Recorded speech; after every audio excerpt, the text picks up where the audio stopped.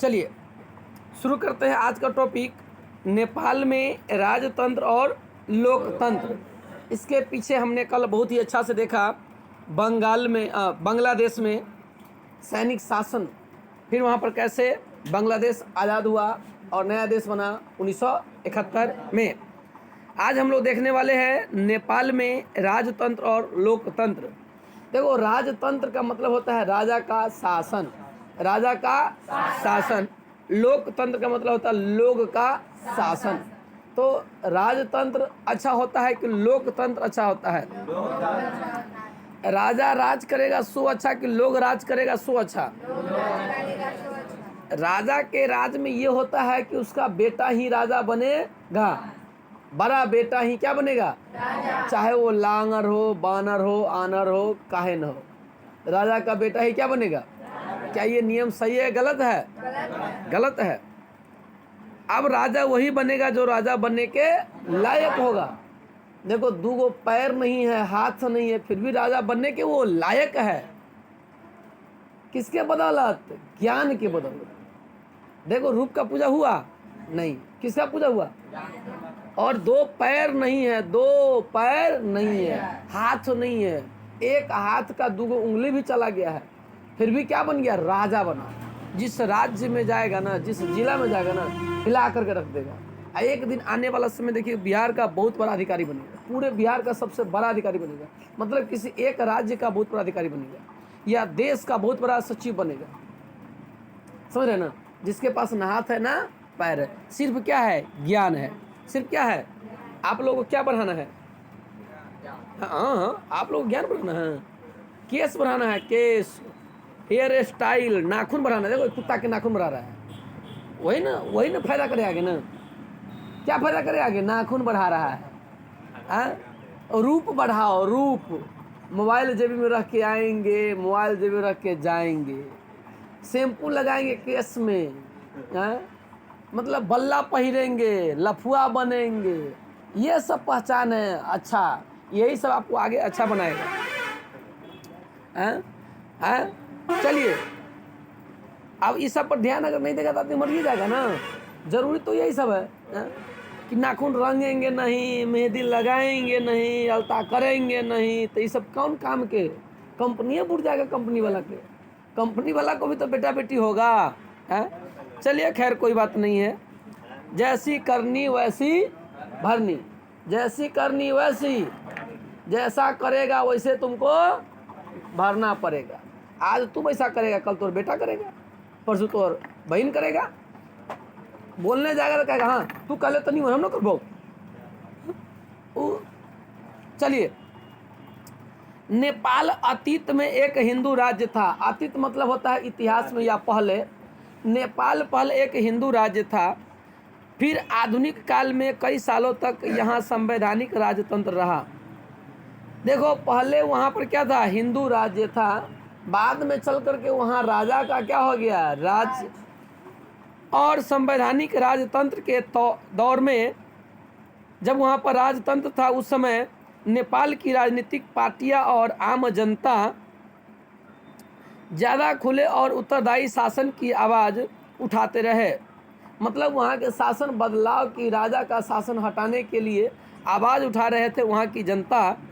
लेकिन राजा ने सेना की सहायता से शासन पर पूरा नियंत्रण कर लिया और नेपाल में लोकतंत्र की राह अवरोध हो गई।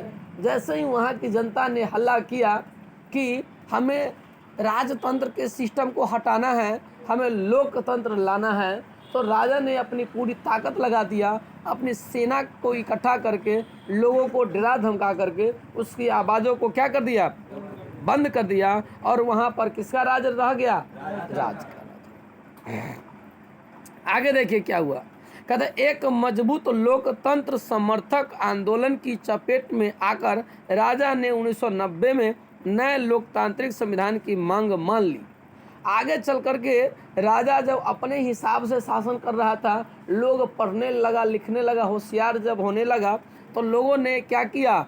जोरदार आंदोलन किया। मजबूत आंदोलन किया। लिखा है बहुत बड़ा अक्षर में, एक मजबूत जो हिले नहीं डोले नहीं, और लोकतंत्र माने लोगों के साथ मिल करके, समर्थक का मतलब होता है एक साथ मिल करके आंदोलन किया। इतना भयंकर आंदोलन हुआ कि उसकी चपेट में राजा आ गया, मतलब राजा का कुर्सी अब हिलने लगा। चपेट में आने का मतलब होता है डगमग होने लगा। और 1990 में आकर के राजा की स्थिति डगमग डगमग डोलने लगा। तो वो जनता की बात मान लिया, चलो अब तुम्हारा बात मान लिया जाएगा, अब राजतंत्र खत्म करके लोकतंत्र लाया जाएगा। ऐसा सिचुएशन कब हुआ? जब लोगों ने आवाज़ उठाया। कब आवाज़ उठाएगा? जब पढ़ेगा लिखेगा तब।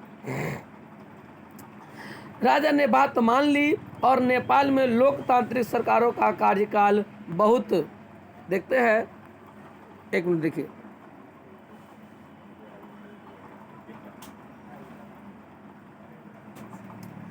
कहता है बहुत छोटा और समस्याओं से भरा रहा। ध्यान सुनिएगा, वहाँ पर जो राजा लोकतंत्र था उसका बहुत समस्याओं से वो शासन भरा रहा। और 1990 के दशक में नेपाल के माओवादी नेपाल के अनेक हिस्सों में अपना प्रभाव जमाने में कायम हुए। नेपाल में था माओवादी, नेपाल में क्या था? माओवादी। नेपाल के माओवादी के अनेक हिस्सों में अपना प्रभाव जमाने में कामयाब हुआ। क्या हुआ? वो अपना प्रभाव जमाया। कैसे? तो वो लोग क्या कर रहा था? हिंसा कर रहा था, वहाँ पर विद्रोह कर रहा था। क्या कर रहा था? विद्रोह। कहते हैं माओवादी राजा और सत्ताधारी अभिजन के खिलाफ सशस्त्र विद्रोह करना चाहते थे। जो माओवादी जो था ना, जो वहाँ के राजा था, जो अधिकार नहीं दे रहे थे, उस राजा के विरुद्ध में वो क्या करना चाह रहे थे? विद्रोह करना चाह रहे थे, सशस्त्र विद्रोह। सशस्त्र विद्रोह का मतलब राजा का सैनिक और वो सैनिक जो है वो आपस में भिड़ंत होगा। देखते हैं किसके बाजू में है कितना दम। इस वजह से राजा की सेना और माओवादी गुरिल्लों के बीच हिंसक लड़ाई छिड़ गई। अब राजा के सेना और माओवादी गुरिल्लो, जो माओवादी था, आतंकवादी कहो या नक्सलाइट जो कहो, राजा के सेना और इसमें आंदोलन हो गया, भिड़ंत हो गया। कहता है हिंसा लड़ाई हुई। कुछ समय तक राजा की सेना लोकतंत्र समर्थकों और माओवादियों के बीच त्रिकोणीय संघर्ष हुआ। राजा के सेना में, लोकतंत्र के जो समर्थक थे उसमें, और जो माओवादी थे उसमें, तीनों को मिला करके त्रिकोणीय संघर्ष हुआ। एक राजा, एक माओवादी और एक लोकतंत्र समर्थक, इन तीनों में क्या हुआ? त्रिकोणीय संघर्ष। तीन को के मिला के संघर्ष हुआ, इसीलिए इसका नाम पड़ा त्रिकोणीय संघर्ष। कौन कौन था? राजा, माओवादी और जनता। जनता को ही नहीं बोलते लोकतंत्र। 2002 में राजा ने संसद को भंग कर दिया और सरकार को गिरा दिया। राजा ने क्या किया? 2002 में संसद को भंग कर दिया और वहाँ की सरकार को रोड पर गिरा दिया। कहाँ गिरा दिया? रोड पर गिरा दिया। आके देख हालत, आके देख मेरी हालत। गिरा रहेगा तब तो लोग आएगा तो देखिएगा, कहेगा ओह माय गॉड, इतना सुंदर आदमी कैसे गिर गया तू रोड पर। उठाने का प्रयास करेगा लोग उसको, चाहे कोई जेसीबी से उठाता है, कोनो आदमी लाठी पन्ना से उठाता है, कोनो हाथों धो के उठाता है। जिसका जैसा हथियार रहता है वैसे उठाने का क्या करता है? प्रयास करता है। आ कोई देख करके कहता साले भले गिर गया, ऐसे भी तो होता है। तो नेपाल के राजा ने 2002 में क्या किया? संसद को भंग कर दिया और सरकार को गिरा दिया। कहाँ गिरा दिया? ताकि कोई भी आएगा तो देखेगा। कहता है इस तरह नेपाल में जो भी थोड़ा बहुत लोकतंत्र था उसे राजा ने खत्म कर दिया। क्या लगता है वहाँ के राजा अच्छे हैं कि नहीं है? नहीं, सारे लोकतंत्र को क्या कर दिया? खत्म। क्यों? लोकतंत्र को तो खत्म कर दिया, रोड पर गिरा दिया। आगे क्या हुआ देखिए। अप्रैल 2016 में यहाँ देशव्यापी लोकतंत्र समर्थक प्रदर्शन हुए। पूरे देश में, पूरे नेपाल देश में आंदोलन हुआ लोकतंत्र समर्थक। लोकतंत्र समर्थक इसलिए कि मान लेते हैं कि आप जिस गांव में रहते हैं उस गांव के अगर सारे लोग पढ़ लिख कर के होशियार बन रहे हैं, SP, DSP, collector, video, CO जो बन रहा है सब बन रहा है, नौकरी हो रहा है, बगल के गांव में पढ़ाई अगर नहीं होता है, बगल के गांव का बच्चा अभी भी बैल बना हुआ है, तो वहाँ के लड़का सब हल्ला करेगा कि नहीं करेगा? कि नहीं करेगा? हल्ला करेगा, स्वाभाविक है। तो भारत में था लोकतंत्र, भारत में, पाकिस्तान में लोकतंत्र सैनिक शासन दोनों। अलग अलग देशों में ये देख रहा था कि लोकतंत्र कितना अच्छा माना जाता है, तो नेपाल के लोगों ने भी पूरे देश में आंदोलन किया। काहे मालूम है? क्योंकि भारत जब गुलाम था तो भारत के सारे लोगों ने मिलकर के 1857 की क्रांति लड़ा था। 1920 में असहयोग आंदोलन पूरे भारत में चला था कमोबेश। 1932 में सविनय अवज्ञा आंदोलन कमोबेश पूरे भारत में चला था। 1942 में भारत छोड़ो आंदोलन पूरे भारत में चला था, और भारत छोड़ो के क्रम में 1947 में छोड़ाइए दिए, ठीक है ना। तो वहाँ नेपाल के लोगों को पता चला कि अगर सब लोग मिल करके आवाज़ उठाएंगे तो हमारा आवाज़ मजबूत रहेगा, और आज न कल मेरी जीत निश्चित होगी। इसीलिए लोकतांत्रिक समर्थक प्रदर्शन हुए। कब? 2006 में। संघर्षरत का लोकतंत्र समर्थक शक्तियों ने अपनी पहली जीत हासिल की जब राजा ज्ञानेंद्र ने बाध्य होकर संसद को बहाल किया। अंडरलाइन कीजिएगा, अभी देखा है 2002 के राजा ने क्या कर दिया? संसद को गिरा दिया, भंग कर दिया, और राजा ज्ञानेंद्र ने फिर से संसद को क्या किया? बहाल किया। 2 में गिरल को 4 में फिर से दोबारा क्या किया? बहाल किया। नाम याद रखना, राजा ज्ञानेंद्र, राजा। हाँ, कहता है इसे अप्रैल 2002 में भंग कर दिया गया था। पीछे बताया ना, 2002 में क्या कर दिया गया था, और 2004 में 6 में इसको फिर से क्या कर दिया गया? फिर से बहाल कर दिया गया। किसको? संसद को। कहता है मोटे तौर पर हिंसक रहे इस प्रतिरोध का नेतृत्व 7 दलों के गठबंधन 7 पार्टी अलायंस माओवादी तथा समाजवादी कार्यकर्ताओं ने किया। ये जो सरकार जो गिरा था, जो कौन सी क्या गिरा गया था? संसद को भंग कर दिया गया था। उस संसद को फिर से लाने के लिए नेपाल के 7 दल एक साथ मिल गए थे। नेपाल के कितने दल? 7 दल। कैसे मिले थे? एक साथ। इसीलिए इसको क्या कहा गया? 7 पार्टी अलायंस, 7 पार्टी अलायंस। आगे सुनिए, आगे क्या हुआ सुनिए, आगे क्या हुआ सुनिए।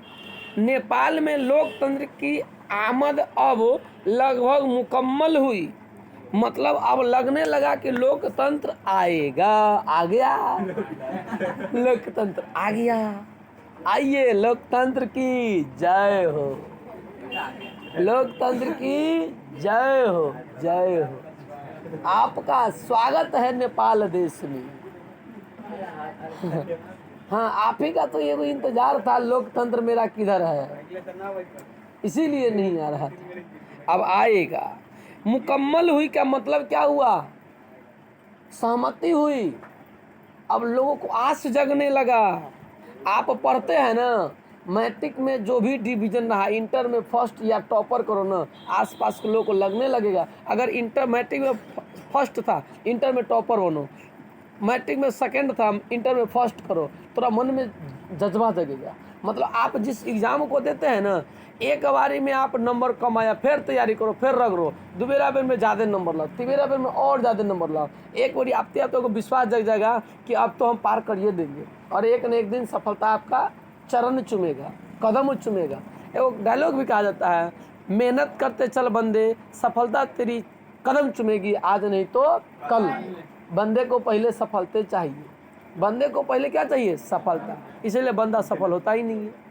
बंदे को पहले मेहनत करना सीखना चाहिए। क्या करना चाहिए? हाँ, नेपाल अपने इतिहास के एक अद्वितीय दौर से गुजर रहा था। अद्वितीय दौर का मतलब ये है कि नेपाल में पहले हिंदू राज्य था, हिंदू शासन था, बाद में वहाँ आ गया राजतंत्र, फिर बाद में आया लोकतंत्र, फिर बाद में आया राजतंत्र। मतलब 2 चीज़ चल रहा है, राजतंत्र लोकतंत्र, राजतंत्र लोक। इसको कति का 2 है ना, इसको कहा अद्वितीय। नेपाल का संविधान लिखने के लिए वहाँ संविधान सभा का गठन हुआ। वैसे अद्वितीय का मतलब होता है जिसके जैसा कोई नहीं। हाँ, वो हमको भी पता है। हाँ, देखो, नेपाल का संविधान लिखने के लिए वहाँ संविधान सभा का गठन हुआ।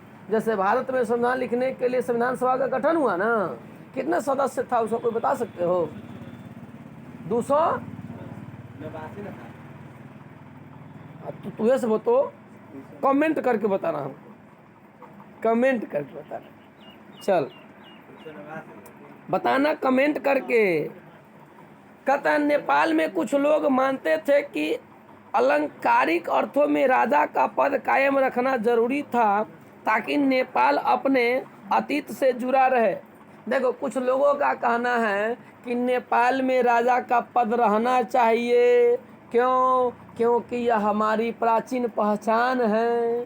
तुम्हारे गांव में आज भी देखना जा कर के तोहर बाबा, बाबू, माई, दाई कुछ वही काम करते हैं जो उसका पूर्वज किया था। अब तोरा कहेगा कि तू सब ऐसे ये करना, कहेगा कैला तो हमारे खानदानी ऐसे करते आ रहा है, तोरा ऊपर थोप देगा वो, ओकरा ऊपर थोपा ओकर बाबा दादा, आ तोरा ऊपर थोपेगा तोर बाबा दादा, आ तू थोपेगा अपने बेटा पोता के ऊपर, बेटा ऐसे ये करना। तब पूछेगा काहे पापा? अरे हम लोग का ही खानदानी आदत है। बोले चट्टा ही गलत कर रहा है तो बेटा पोता को भी गलत सिखा देगा, खानदानी आदत है ऐसे करना। सही है कि गलत है? थोपना चाहिए? नहीं थोपना चाहिए। कुछ लोगों का कहना था कि नेपाल में राजा का रहना बहुत ज़्यादा क्या है जरूरी, क्योंकि नेपाल में राजा रहेगा तो पुराना इतिहास में जिंदा रहेगा। माओवादी समूहों ने सशस्त्र संघर्ष की राह छोड़ देने की बात मान ली थी। माओवादी ने कहा कि हम अपना सशस्त्र त्याग देंगे, लेकिन माओवादी चाहते थे कि संविधान में मूलगामी सामाजिक आर्थिक पुनर्रचना के कार्यक्रमों को शामिल किया जाए। 7 दलों के गठबंधन में शामिल हरेक दल को यह बात स्वीकार नहीं थी। माओवादी और राजनीतिक समूह भारत की सरकार और नेपाल के भविष्य में भारतीय सरकार की भूमिका को लेकर बहुत शंकित थे और 2008 में नेपाल राजतंत्र को खत्म करने के बाद लोकतांत्रिक गणराज्य बन गया। 2015 में नेपाल ने नया संविधान बनाया। नेपाल ने नया संविधान कब बनाया? ध्यान से सुनना, नेपाल में राजतंत्र कब खत्म हुआ? 2008 में। नेपाल में लोकतंत्र कब शुरू हुआ? 2008 में। लेकिन 2015 में संविधान बनल। कथी लिखल? 2015 में नेपाल में नया संविधान बनल। लेकिन कथी लिखल? नेपाल में 2008 में नेपाल राजतंत्र को खत्म कर दिया और लोकतांत्रिक गणराज्य बन गया। कहिया? 2008 में। लोकतांत्रिक गणराज्य कहिया बनलो? 2000। आ संविधान कहिया बनलो? हाँ, 2000। इस प्रकार हमने आपको क्या दिखाया, कैसे नेपाल में उठा बैठक हो रहा था। क्या हो रहा था? वो कहता था हम लड़ लेंगे, तो कहता आप फरिया ले। फरिया लिया? कौन जीता? जिसकी संख्या, किसकी संख्या ज्यादा था, समझ में आ रहा है ना? लोकतंत्र का। इसीलिए कहा गया एकता में क्या है? एकता में। हाँ, 18 मिनट हो गए। श्रीलंका में जातीय संघर्ष और लोकतंत्र। देखो, अब चलते हैं श्रीलंका आपको घुमाने। कहाँ ले चलते हैं? यह वही श्रीलंका है जहाँ सीता मैया घूमने गई थी। सीता मैया कथी करने गई थी? घूमने गई थी। राम जी भी पीछे पीछे गए थे।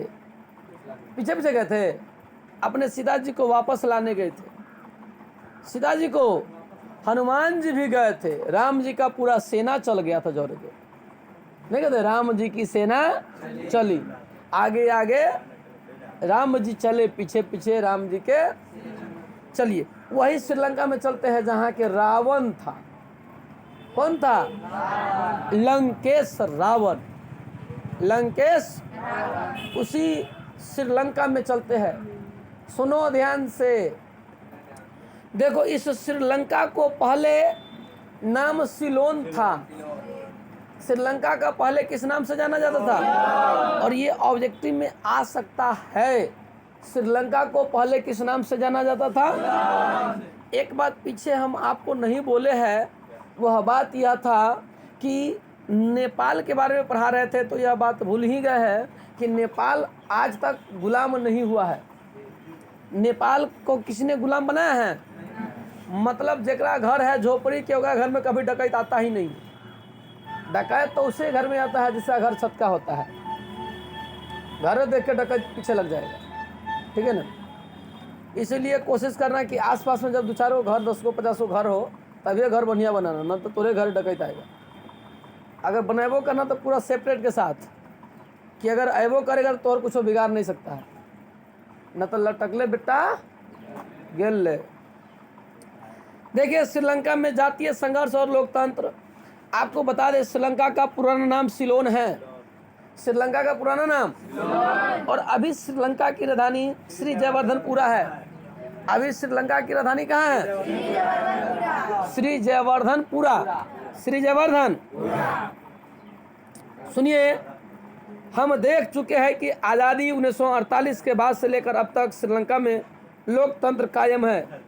सुनिए सुनिए सुनिए बाबू, जैसे हमारा देश भारत आज़ाद हुआ 15 अगस्त 1947 को, उसी प्रकार से श्रीलंका भी आज़ाद हुआ 1948 में। भारत कब आज़ाद हुआ? जोर से बोलो। श्रीलंका कब आज़ाद हुआ? और आज़ादी के बाद आज तक वहाँ लोकतंत्र कायम है। जैसे भारत में लोकतंत्र कायम है वैसे वहाँ भी लोकतंत्र, लेकिन भारतीय के जौरे जन्म हुआ किसका? पाकिस्तान का। उस चट्टा में लोकतंत्र कायम नहीं है। पीछे बताए थे आपको कैसे सैनिक शासन आता था, कैसे लोकतंत्र आता था, कैसे सैनिक शासन, कैसे वहाँ के सैनिक शासन का जो प्रमुख होता है वो हमेशा इस चक्कर में रहता है कि कहीं मौका मिले कि राष्ट्रपति प्रधानमंत्री को उड़ा दिया जाए। वहाँ के हमेशा वही चक्कर में रहता है। जैसे तू लोग कभी घूमने उमने जाता है, किधर आम के पेड़ मिल जाता है, और इस चक्कर में रहता है कि किधर से रखवार चला गया कि वो ढेपा बिक के गिरा दे, टपका दे किन्नू से को। चक्कर में रहता ही नहीं रहता है, मतलब चटर पटर करता रहता है, खाली इधर वो ध्यान करता है, खाली निशाना कर रहा है, कुछ मिले लो से चला दो। हाँ, कभी कभी तो देखते हैं रखवारी कर रहा है, नजर उधर गया, इधर से फेंक दिया, खाली धरफराना नहीं चाहिए, ऊपर से धप से नहीं गिरता, ऊपर से कौन हो देखा गिर लो एगो, पता नहीं, चलो ढेपा बिक ले रहा। एक छोटी सी बात आपको बता दे, सुनिए। लेकिन श्रीलंका को एक कठिन चुनौती का सामना करना पड़ा।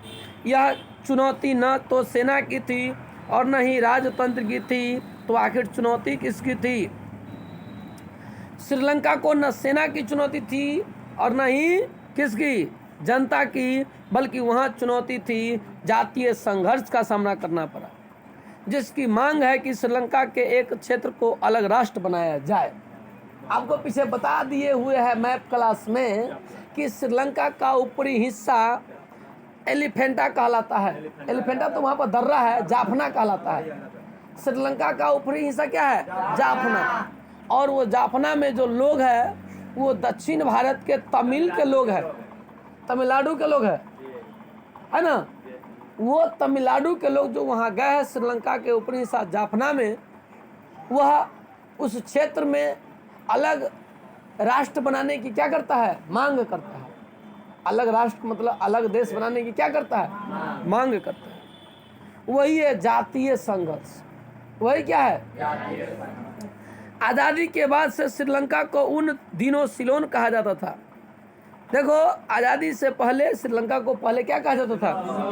श्रीलंका की राजनीति पर बहुसंख्यक सिंहली समुदाय के हितों की नुमाइंदगी करे वालों का दबदबा रहा। देखो, श्रीलंका में सिंहली समुदाय के लोग ज़्यादा रहते हैं। याद रखिएगा, श्रीलंका में किस धर्म किस जाति के लोग रहते हैं? सिंहली। आहा, क्या चित्र है, क्या चित्र है। चित्र देखिए, आदमी कितना बेमिसाल है, खचा खच आदमी भरा हुआ है, पैर रखने का भी जगह नहीं है। महिला भी हल्ला करती है ये अबीर उबीर लगा के, ये तो होली खेल रही है लग रहा है। अच्छा ये महिला क्या कहती है तनी सुन लो। ये दांत खोल ले है, मुंह खोल ले है, देख रहे हैं ना। हाँ बुला रही है। यहाँ दूगो चित्र दिया है, एगो महिला का आ एगो बगल में जन स्वराज पार्टी का, मतलब पूरे जनता पार्टी का। कहता है पहले चित्र में लोकतंत्र समर्थक दुर्गा थापा को लोकतंत्र बहाली की एक रैली काठमांडू 1990 में भाग लेते हुए दिखाया गया। ये दुर्गा थापा है पहला चित्र। पहला चित्र कौन सी का है? दुर्गा। देखो इस जिसमें ज़्यादा से ज़्यादा लोग ना, करियकवा वाला कौन सी वाला, वहाँ पर लिखा है 1 2 लिखा हुआ है ना कि नहीं लिखा हो? 1 2 लिखा है ना। अरे जो में लड़की है जो है ना, कहले तुम हाथ ना है उजर की फ्राक वाली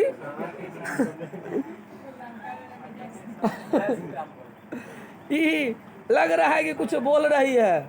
ये दुर्गा थापा नेपाल काठमांडू का सीन है।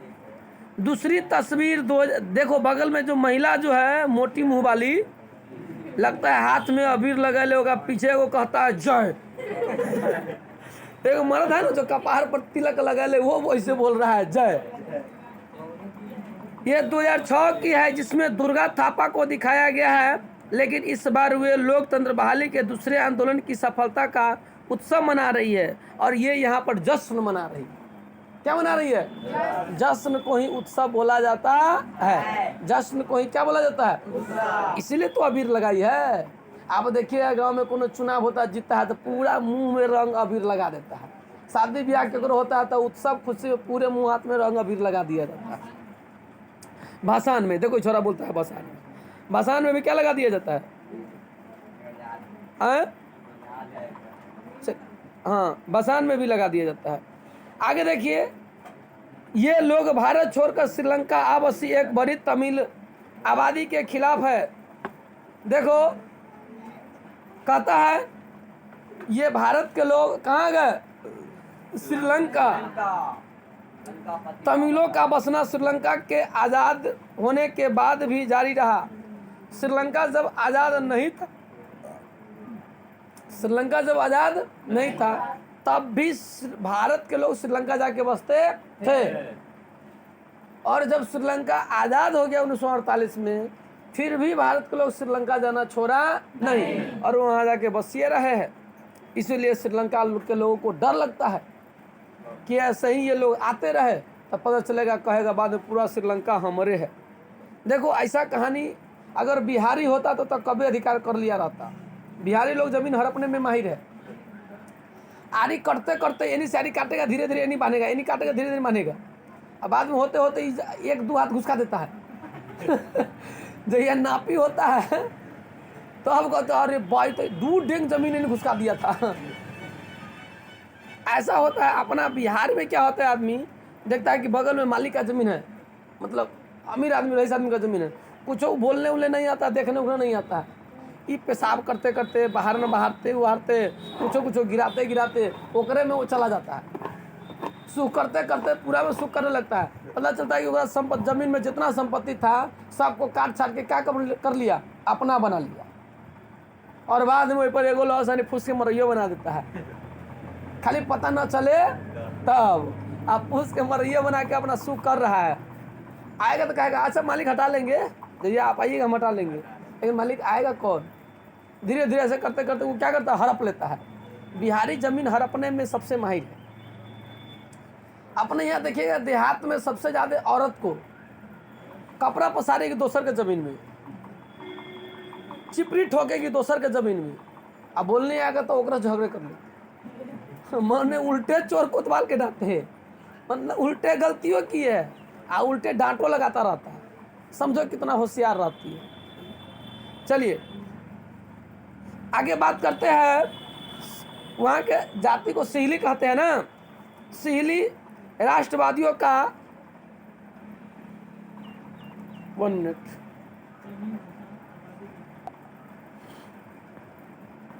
देखिए, कहता है सिहली राष्ट्रवादियों का मानना था, क्योंकि सिहली राष्ट्रवादी है, वहाँ सिहली जाति के लोग रहते हैं। याद रखें श्रीलंका में किस जाति के लोग रहते हैं। उनका मानना है कि श्रीलंका में तमिलों के साथ कोई तो नहीं बरती जानी चाहिए, क्योंकि श्रीलंका सिर्फ सिहली लोगों का है। मतलब सिहली जो लोग हैं उनका कहना है कि जो लोग तमिल से आए हैं उनके साथ कोई अच्छा नहीं होगा, सबको भगाया जाए कहाँ, भारत में, उनके साथ कोई अच्छा व्यवहार नहीं किया जाएगा, इसलिए सबको मार के कहाँ भगाया जाए। ये श्रीलंका तो सिहली लोगों का है। किसका कहना है?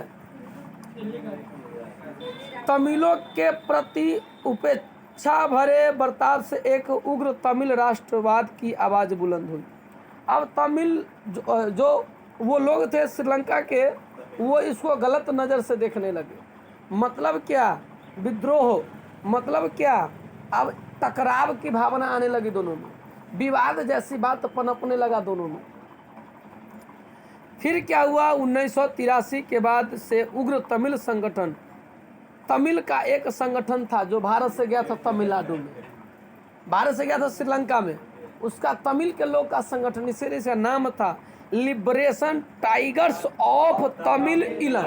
शॉर्टकट में इसको LTTE, LTTE, LTTE, liberation tigers of Tamil इलम। बगल में लिख लीजिएगा, जगह खाली है, चाहे लिट्टे के नीचे लिख दो LTTE, लिट्टे के अगल बगल में लिख दो LTTE, LTTE।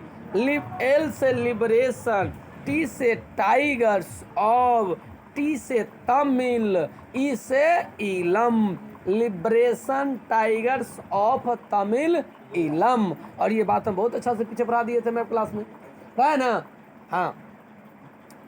श्रीलंकाई सेना के साथ सशस्त्र संघर्ष कर रहा है। अब श्रीलंका के जो सिहली जाति के लोग बोलता है किसको? लिट्टे या तमिल लोगों को कि तुम यहाँ से छोड़ के जा, तोहर बाप के बपौती नहीं है। तो कहता हम न जब तू की करबे, कहता अब इसका भी अपना एक संगठन है। ये तो चाहता है तमिल के लोग, तू हमको भगाना चाहता, हम यहाँ नया राष्ट्र बनाना चाहते हैं। मतलब श्रीलंका के लोग भारत के लोगों को भगाना चाहता है, और यह वहाँ पर अपना एगो, और ये अपना राष्ट्र बनाने के लिए पूरा फुल प्लान में था। इतना फुल तैयारी कर लिया था कि सबसे बड़ा तो एगो संगठन बनाया था LTTE। उसके बाद ये नौसेना अपने पास रखा था, नौसेना का अड्डा। उसके बाद ये पूरा अपना एयरफोर्स तैयार कर लिया था।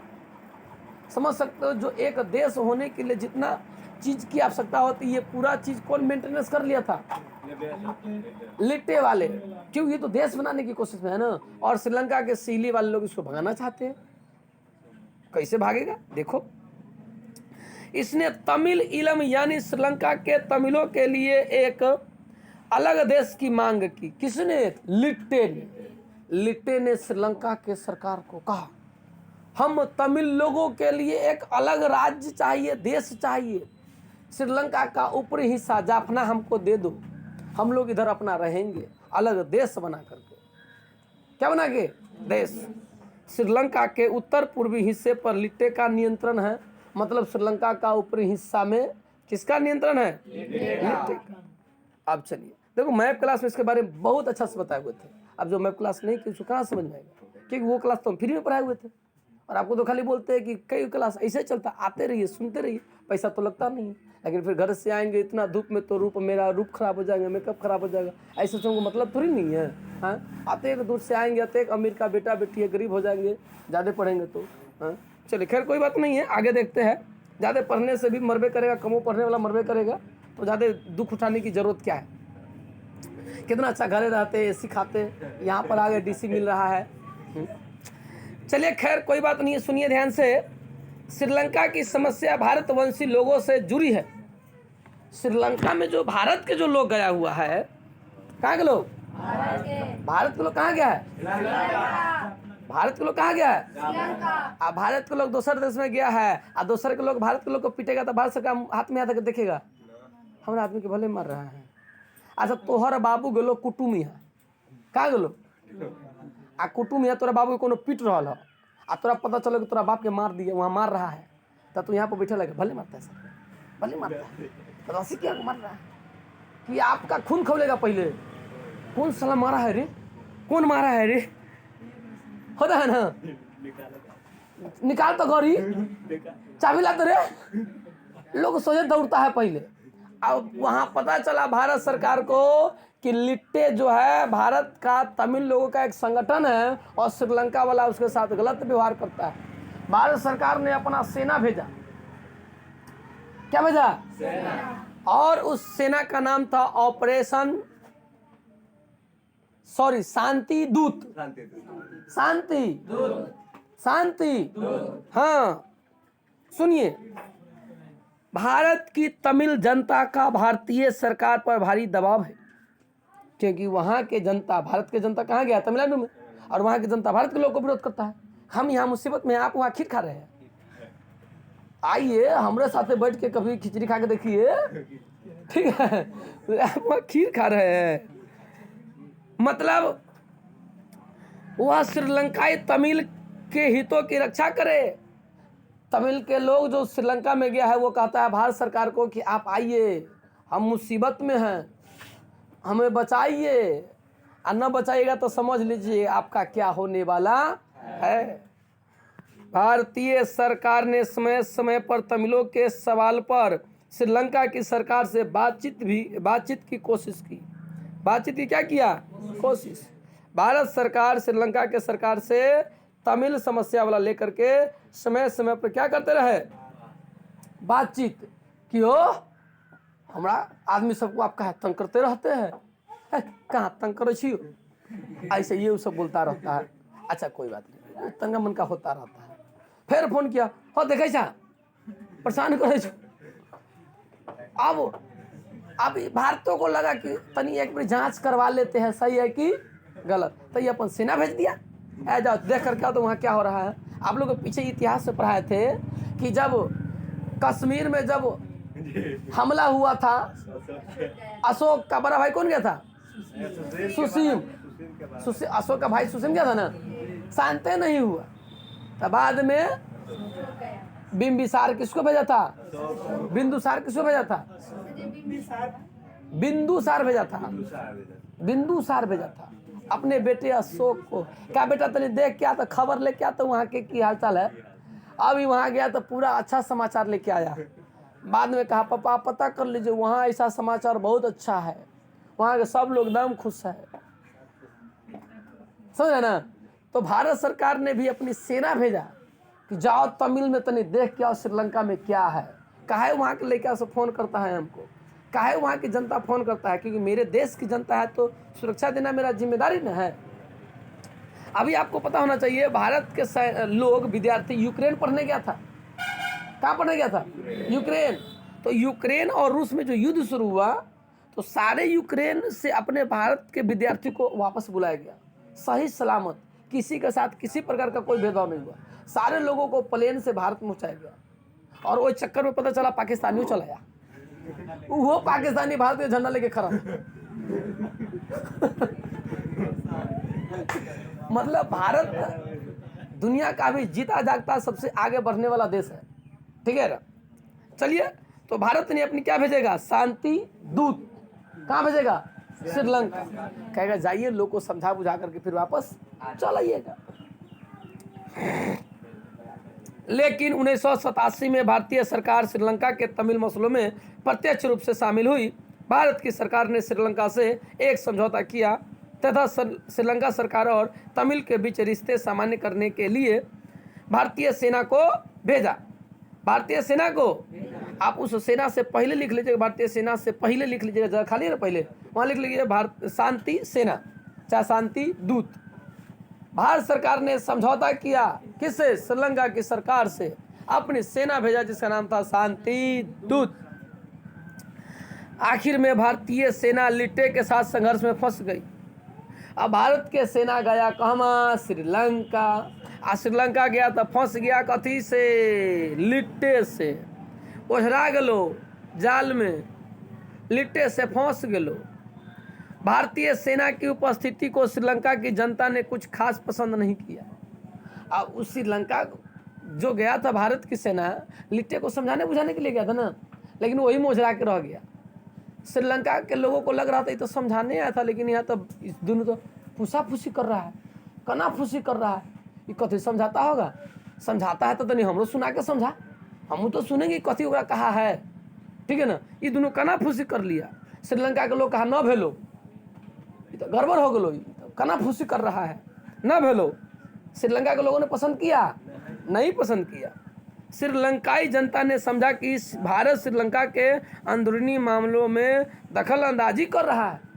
श्रीलंका के लोगों को लगा, श्रीलंका के सीली लोगों को लगा कि भारत जो है लिट्टे का साथ दे रहा है। लिट्टे का क्या दे रहा है? और कहा हम न मानबो बात के। कौन बोला? श्रीलंका के सीली लोग। उसको शक हो गया कनाफूसी को देख करके कि सेना जो आया था शांति स्थापित करने के लिए, उल्टे के बढ़ा रहा है मनोबल को। कहता है और क्या हुआ, 1989 में भारत ने अपनी शांति सेना लक्ष्य हासिल किए बिना वापस बुला लिए गए। 87 में भेजा, 89 में आया। दूगों के बीच में बातचीत हुआ इसीलिए 2 साल रहा। दूगों के बीच में बातचीत हुआ इसीलिए 2 साल रहा। 87 में गया, 89 में आया। और भारत की जो सेना गया था वो अपना लक्ष्य पूरा किया नहीं। यह जिस उद्देश्य से गया था, लिट्टे और सीली के बीच समस्या था, उसे खत्म करने के लिए क्या समस्या खत्म हुआ? ये जिस उम्मीद से गया था, जिस लक्ष्य से गया था, इसका लक्ष्य पूरा नहीं हुआ और ये वापस बुला लिए गए। याद रखिएगा, शांति सेना वापस कब बुलाया गया? आगे देखते हैं। श्रीलंका के इस संकट का हिंसक चरित्र था। अंतर्राष्ट्रीय मध्यस्थता के रूप में नॉर्वे और आइसलैंड जैसे स्कैंडिनेवियाई देश युद्धरत दोनों पक्षों को फिर से वापस में बातचीत करने के लिए राजी कर रहे थे। अंततः सशस्त्र संघर्ष समाप्त हो गया क्योंकि 2009 में लिट्टे को खत्म कर दिया गया। 2009 में लिट्टे को क्या कर दिया गया? ये हमारे देश के प्रधानमंत्री का चाल था। क्या था? चाल था। और लिट्टे को ही खत्म कर दिया। यहाँ से शांति सेना गया, लिट्टे को समझाया, नहीं समझा तो वहाँ के सरकार को, यहाँ के सरकार को दिया, तुझे से देखला हम न बोलबू, तुझे से देखला हम न बोलबू। खूब चला भयंकर मारकाट। वाह रे वाह, इधरों मारकाट चल रहा है। वाह क्या मारकाट चल रहा है। खून की धार बह रही है इधर। और 2009 में लिट्टे को क्या कर दिया गया? संघर्षों की चपेट में होने के बाद भी श्रीलंका ने अच्छी आर्थिक वृद्धि और विकास के उच्च स्तर को हासिल किया। श्रीलंका यहाँ संघर्ष में फंसा रहा, विवाद में फंसा रहा, फिर भी श्रीलंका का विकास होता रहा। जनसंख्या की वृद्धि दर पर सफलतापूर्वक नियंत्रण करने वाले विकासशील देशों में श्रीलंका प्रथम है। श्रीलंका दक्षिण एशिया के देशों में सबसे पहले श्रीलंका ने ही अपनी अर्थव्यवस्था का उदारीकरण किया। दक्षिण एशिया में जो देश है सार्क में, उसमें सबसे पहले अपनी अर्थव्यवस्था का उदारीकरण किसने किया? श्रीलंका। किसने किया? श्रीलंका ने। गृह युद्ध से गुजरने के बावजूद कई सालों से इस देश का प्रति व्यक्ति सकल घरेलू उत्पाद दक्षिण एशिया में सबसे ज़्यादा है। देखो, गृह युद्ध का मतलब होता है अपने देश में ही लड़ना, गृह युद्ध कहलाता है। गृह का मतलब घर होता है, युद्ध का मतलब लड़ाई। अपने घर में लड़ता है तो उसको क्या बोला जाता है? गृह युद्ध। क्या बोला जाता है? होम वार। घर में युद्ध, हाउस वार भी कर सकते हो, होम वार भी कर सकते हो। चलिए आगे है। अंदरूनी संघर्षों के झंझावातों से को झेलकर भी श्रीलंका ने लोकतांत्रिक राज्य व्यवस्था कायम रखी है। चलिए ये देखें हम लोग। चलिए बात करते हैं अब आगे भारत पाकिस्तान का संघर्ष। भारत का पाकिस्तान के साथ कैसे संघर्ष हो रहा है, विवाद बना हुआ है। तो आइए हम घरेलू राजनीति के दायरे से बाहर निकले और इस क्षेत्र के अंतर्राष्ट्रीय संबंधों के ऐसे दायरों पर नज़र डालें जहां संघर्ष हुए हैं। ऊपर में कुछ चित्र दिया है, वाह क्या चित्र है। देखिए, कहते शीत युद्ध की समाप्ति का यह अर्थ नहीं कि इस इलाके में भी संघर्ष और तनाव समाप्त हो गए। कहते हम आंतरिक लोकतंत्र या जातीय संघर्ष के मसलों पर हुए टकरावों को देख चुके हैं। अच्छा, जातीय संघर्ष कहाँ देखे हैं? यहाँ पे श्रीलंका में दोस्त बोलो,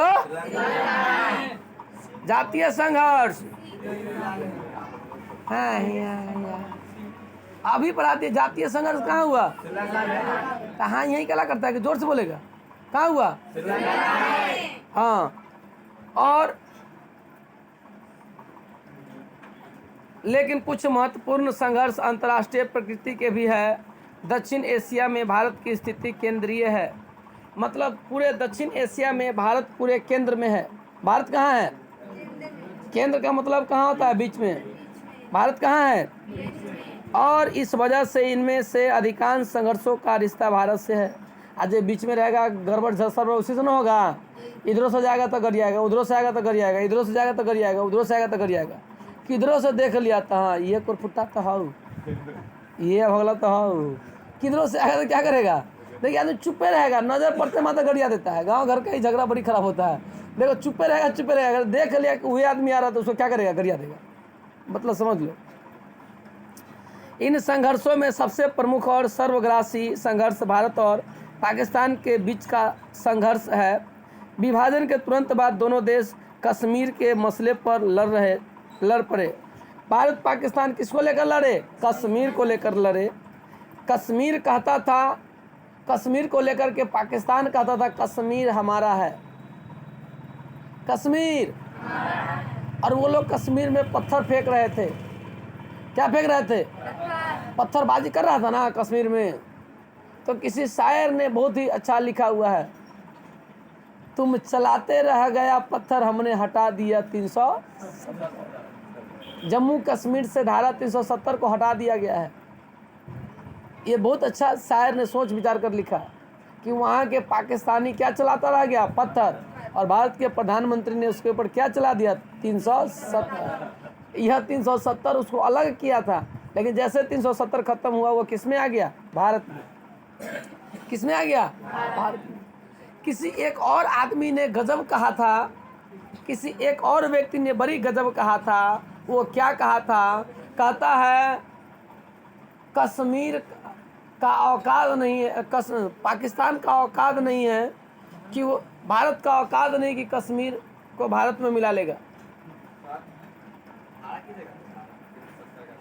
हम कल बोले थे कि अभी से पॉलिटिक अफेयर चालू होने वाला है, बोले थे ना। जो डाउट क्लियर वहाँ पूछ लेंगे, समझ है कि नहीं? उसको नहीं चिन्हते सर जी वो कौन है, ले चलेंगे, चिन्हा देंगे। अब ये तो सब कैसे चिन्हा देंगे क्या हो, कौन है नहीं? चल के चिन्हा देंगे तो समझ आ जाएगा ना। तो चलेंगे, चिन्हा देंगे। सुनिए, देखिए, कहता है पाकिस्तान की सरकार का दावा है कि कश्मीर पाकिस्तान का है और भारत पाकिस्तान के बीच 1947-48 में युद्ध भी हुआ और 1965 के युद्ध से इस मसले का समाधान नहीं हुआ। 1948 के युद्ध के फलस्वरूप कश्मीर के दो हिस्से हो गए। एक हिस्सा पाकिस्तान अधिकृत कश्मीर कहलाया, जिसको हम लोग POK बोलते हैं। क्या बोलते हैं? जबकि दूसरा हिस्सा भारत का जम्मू कश्मीर प्रांत बना। दोनों के कहाँ चले गए?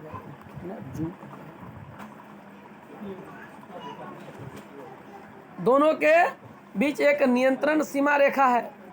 भारत पाकिस्तान के बीच सीमा रेखा है। 1971 में भारत ने पाकिस्तान के खिलाफ एक निर्णायक युद्ध जीता। 1971 में भारत पाकिस्तान के बीच क्या हुआ? कैसे युद्ध हुआ? हम पीछे बताए थे, बांग्लादेश को आज़ाद कराने के लिए युद्ध हुआ था। और इस युद्ध में पाकिस्तान पूरी तरह से हार गया और कश्मीर मसला अनसुलझा रहा। सामरिक मसले जैसे सियाचिन ग्लेशियर पर नियंत्रण तथा हथियारों की होड़ को लेकर भी भारत और पाकिस्तान के बीच तनातनी रहती है। देखो, पूरा दुनिया का सबसे ऊंचा युद्ध का अखाड़ा सियाचिन ग्लेशियर को कहा जाता है। पूरे दुनिया का सबसे ऊंचा युद्ध का अखाड़ा किसे कहा जाता है? और उस पर अधिकार किसने किया है? भारत के सैनिक बैठा हुआ है वहाँ पर, पहरा दे रहा है। 1990 के दशक में दोनों देशों ने परमाणु हथियार और ऐसे हथियारों को एक दूसरे के दागने की क्षमता वाले मिसाइल हासिल कर लिए, क्योंकि आप बताया था 1998 में भारत ने भी परमाणु परीक्षण कर लिया, पाकिस्तान ने भी कर लिया। कहता है इससे दोनों देशों के बीच हथियारों की होड़ ने एक नया चरित्र ग्रहण किया है। 1998 में भारत ने पोखरण में और उसके कुछ दिनों बाद के अंदर ही पाकिस्तान ने चगाई पहाड़ी पर परमाणु परीक्षण किया। अंडरलाइन कर लीजिएगा, भारत ने परमाणु परीक्षण राजस्थान के पोखरण में किया, राजस्थान के पोखरण में किया, और पाकिस्तान ने अपना परमाणु परीक्षण चगाई पहाड़ी पर किया। पहाड़ी का नाम क्या है? चगाई पहाड़ी, याद रखिएगा, चगाई पहाड़ी। इसके बाद से ऐसा लगता है कि भारत और पाकिस्तान एक सैन्य संबंध में बंध चुके हैं और इनके बीच सीधे और सर्वव्यापी युद्ध छिड़ने की आशंका कम हो गई है। जब दो शक्ति आपस में रहता है तो युद्ध की संभावना कम हो जाती है, क्योंकि वो सोचता है अगर हम कुछ करेंगे तो उसका नुकसान होगा, वो कहता है उसका नुकसान होगा। ज़्यादा देखिएगा, जल्दी शक्तिशाली देश टकराता नहीं है, ज़्यादा शक्तिशाली देश जल्दी टकराता है नहीं। काहे नहीं टकराता? पता है, उसे पता है कि वो शक्तिशाली है, इस होता है वो भी शक्तिशाली है। जब कभी टकराता है तो एगो शक्तिशाली एगो कमजोर, एगो शक्तिशाली एगो, आपके गांव में झगड़ा होता होगा, या तो सबसे कमजोर टकरा जाएगा, या तो सबसे कमजोर टकरा जाएगा अपने में अपने, या तो सबसे कमजोर अमीर से टकराएगा, लेकिन खाली अमीर में अमीर नहीं टकराएगा। आप गाँव में देखिएगा ऐसे एक कोई झगड़ा नहीं देखिएगा जो सीधे अमीरों से अमीरों में हुआ है तो कोई देखा है तो बता दो।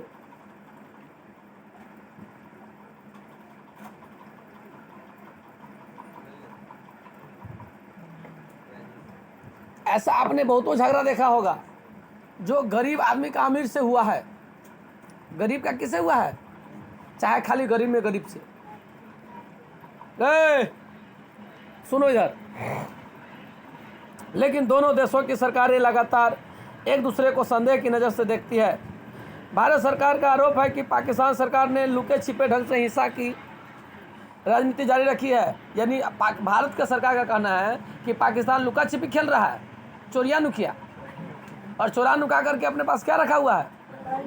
बंदूक, हिंसा कर रहा है। कहता हिम्मत है तो सामने आ, इन लुका छिपी क्या कर रहा है? माई के दूध पी ले तो सामने आ, नुकायल क्या छे। आरोप है कि वह कश्मीर उग्रवादियों को हथियार, प्रशिक्षण और धन देता है तथा भारत पर आतंकवादी हमले के लिए उन्हें सुरक्षा प्रदान करता है। भारत सरकार पाकिस्तान के ऊपर ब्लेम लगा रहा है, और ब्लेम लगाते हुए क्या कहता है पता है? भारत सरकार का कहना है कि पाकिस्तान जो है ना, जम्मू कश्मीर के लोगों को उकसा रहा है, उसको हथियार दे रहा है, प्रशिक्षण यानी ट्रेनिंग दे रहा है, धन देता है, और आतंकवादी बना करके भारत के ऊपर हमला करवाता है। भारत सरकार का आरोप किसके ऊपर है?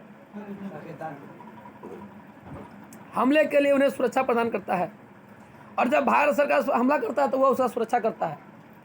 कहता है भारत सरकार का यह भी कहना है कि पाकिस्तान ने 1985 से 95 की अवधि में खालिस्तान समर्थक उग्रवादियों को हथियार तथा गोले बारूद दिए थे। पाकिस्तान की खुफिया agency inter services intelligence ISI पर बांग्लादेश और नेपाल के गुप्त ठिकानों से पूर्वोत्तर भारत में भारत विरोधी अभियानों में संलग्न होने का आरोप है। इसके जवाब में पाकिस्तान की सरकार भारतीय सरकार और उसके खुफिया एजेंसियों पर सिंध और बलूचिस्तान में समस्या को भड़काने का आरोप लगाती है। पाकिस्तान सरकार आरोप लगा रही है कि भारत सरकार जो है ना, सिंध और बलूचिस्तान में जो लोग रहता है उसको भड़का रहा है। आपको मैप क्लास में बताए हुए थे कि बलोच को कहता है अलग करने के लिए, बलोच देश को अलग बनने की तैयारी में चल रहा है, ठीक है ना। और पाकिस्तान का सबसे बड़ा जिला भी कौन है? बलूचिस्तान ही है। भारत और पाकिस्तान के बीच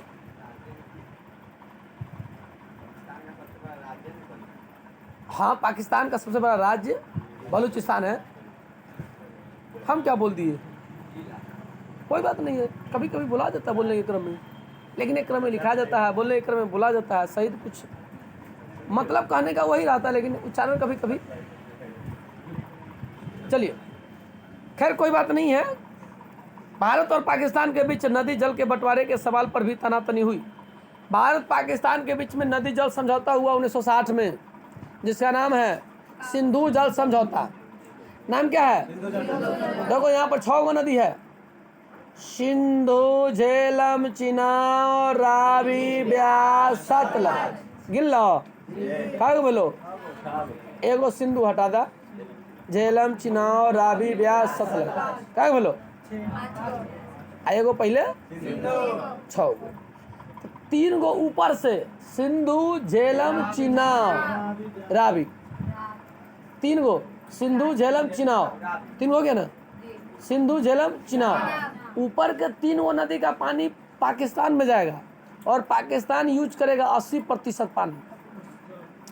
ऊपर के जो 3 गो सिंधु, झेलम, चिनाब, इस 3 गो नदी का पानी 80% कौन यूज करेगा? 20% भारत। नीचा का 3 गो नदी रावी, ब्यास, सतलज, इस 3 गो नदी का 80% पानी कौन यूज करेगा? और 20%। ऐसा समझौता हुआ 1960 में। भारत के प्रधानमंत्री थे पंडित जवाहरलाल नेहरू। देख सब लिखा होगा। 1960 तक दोनों के बीच सिंधु नदी के इस्तेमाल को लेकर तीखे विवाद हुए। संयोग से 1960 में विश्व बैंक की मदद से भारत और पाकिस्तान ने सिंधु जल संधि पर दस्तखत किए और यह संधि भारत पाक के बीच कई सैन्य संघर्ष के बावजूद अब भी कायम है। हालांकि सिंधु जल संधि की व्याख्या और नदी जल के इस्तेमाल को लेकर अभी भी कुछ छोटे मोटे विवाद है।